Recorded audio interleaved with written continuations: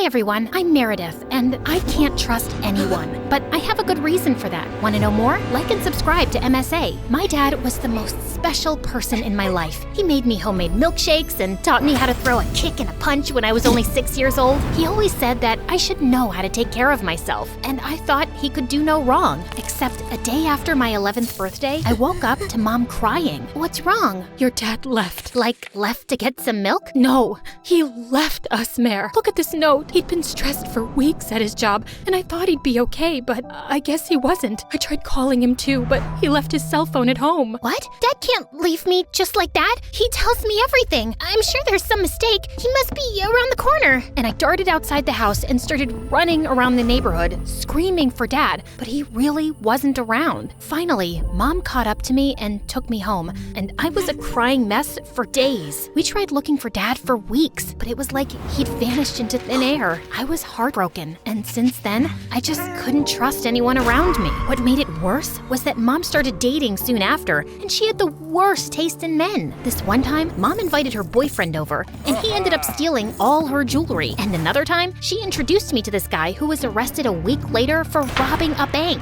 So, yeah, my home life was a mess, but at least I had school. I was a good student who loved writing poetry, and by the time I was 16, I was writing poems for a small publication and also leading the school newspaper. Life was good until this new guy Xander joined my class. At first, he didn't bother me at all and always had this permanent frown plastered on his face. He hardly spoke to anyone in class, and a few times he was rude to the teacher and got sent to detention. Then one day in the gym, I was sitting on the bleachers when this ball came flying out of nowhere and hit me in the head. Ow! Watch it, morons! I could have died! But you didn't. And you're in a gym class. We're supposed to play here, not sit in a corner and sulk over a notebook. Now give me that ball. Apologize first. Bite me. With that, Xander snatched the ball from my hand and left. I was so mad I charged after him to give him a piece of my mind, but instead, I tripped and fell right into Rod's arms. He was my senior and the captain of the football team. Girls tripped over each other to get a glimpse of Rod's handsome face and athletic body,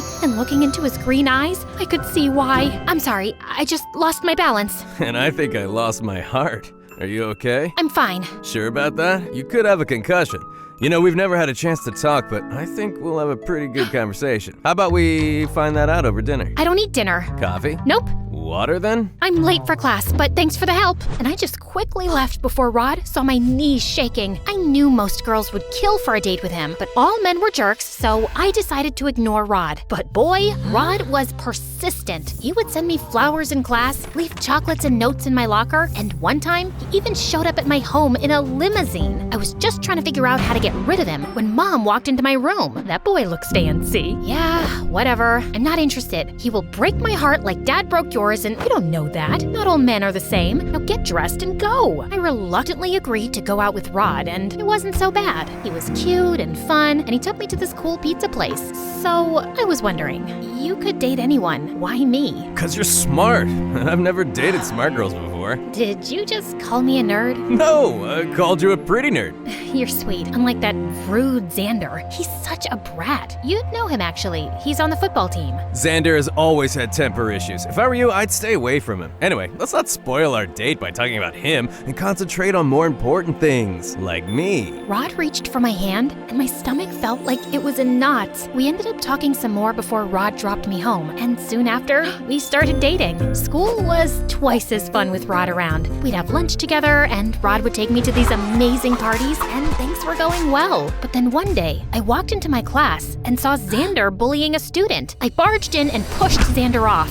What's your problem, weirdo? Just mind your own business. I will when you stop treating people like trash. I was just asking some questions about chemistry. I'm not blind or stupid. Just get away from this poor guy or what? You'll hit me, princess? Xander inched closer, and I could feel his breath on my face. I wanted to move, but I just felt numb, and seconds later the teacher walked in, and we all went back to our seats. I tried to ignore Xander after that, but I guess luck wasn't on my side, because a week later, I was picking up a cake for Mom's birthday at the local cafe when someone tapped on my shoulder. May I take your order, You!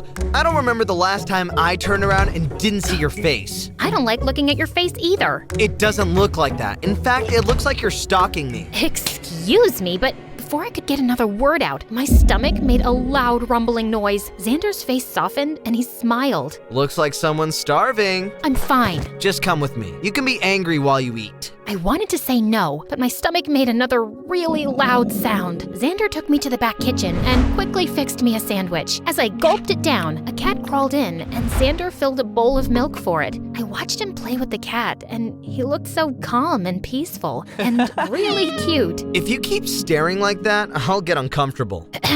Thank you. You're good. I mean, the sandwich is good. It's my specialty. My mom taught me. And you're staring again. Sorry, I was just wondering. You're rude to teachers. You barely have friends and you pretend like you're mean, but you're actually soft. You're nothing like I imagined. You're nothing like I imagined either. Meredith, why are you with Rod?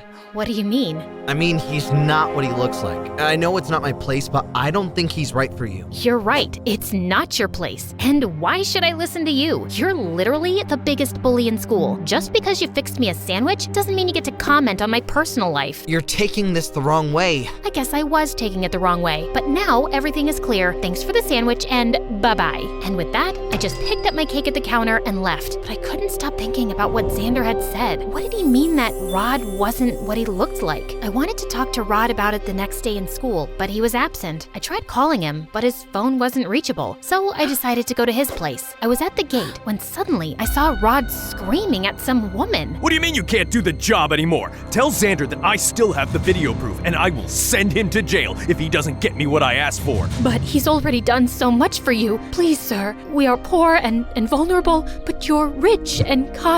Please understand. Don't touch me, you filthy woman! And just tell your son that if he doesn't deliver the papers by tonight, I will show the video to my dad and have him arrested. Rod pushed the poor woman away and she fell on the ground while he simply smirked and left. I rushed to help her up, but before I could ask her anything, she started wailing and ran away. What was happening? Xander's mom knew Rod, and from what I heard, Rod had some video he was using to blackmail Xander. What was this video? And what papers was Xander delivering? I wanted to get to the root of everything, so I waited all evening outside Xander's cafe where he worked and then followed him. To my surprise, he parked his bike outside Rod's house, slowly making his way to a slanted door on the ground. Xander opened the lid of the door and jumped in. I left my bike behind as I made my way to the same basement door and saw Xander throw a huge envelope on Rod's face. These are all the exam papers you wanted. We're done.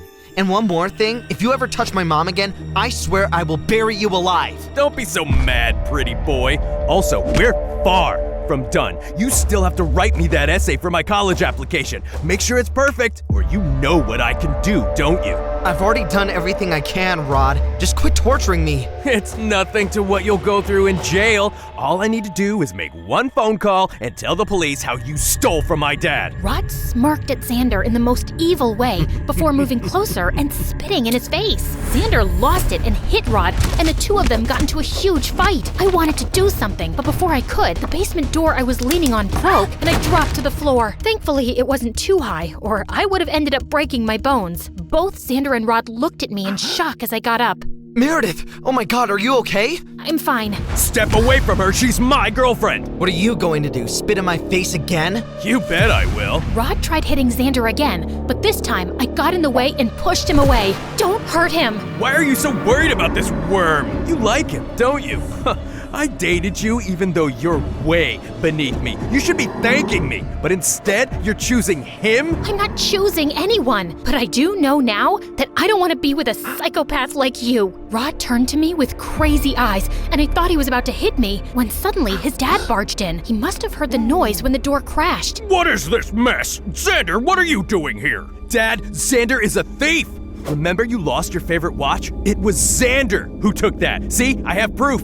Everything was caught on camera. Rod's dad looked at Xander in shock as Rod showed him the whole video, and then Xander explained the whole story. Apparently, his mom worked with Rod's family as a housekeeper, and he and his little sister grew up with Rod's family. Last year, my sister was diagnosed with a lung condition. We really needed a lot of money for the treatment, but Mom didn't have any. So one day, while the whole family was away, I broke in, stole one of your watches, and sold it to pay for my sister's treatment.